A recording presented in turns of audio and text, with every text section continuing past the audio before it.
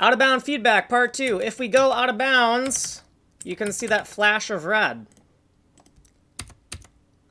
In Fragment Shader 5, which we've been editing, we added this new variable, camWall, formatted this.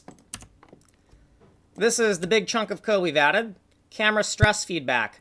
How far out of bounds were different edges of VP1 before we corrected VP1 to be within the renderable space of our world map?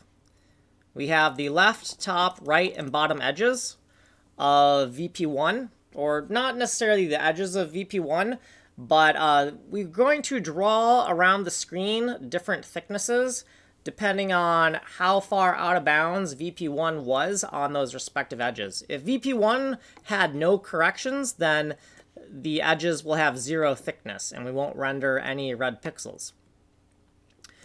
If we're out of bounds on the left, here's the code for that. We need to remove this eventually, but everything's not in place yet. If we're out of bounds on the right, out of bounds top, out of bounds bottom. If we are out of bounds anywhere for the sample point, then we are going to tint that sample point red. Assert non-negative integer helper function. This was supposed to be integer math, so we have now floored the result.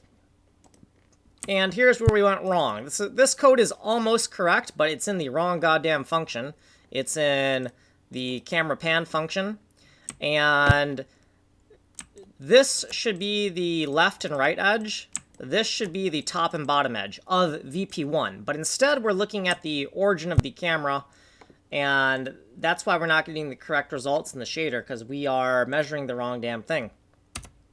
What we did previously, footnotes, what we did in this video.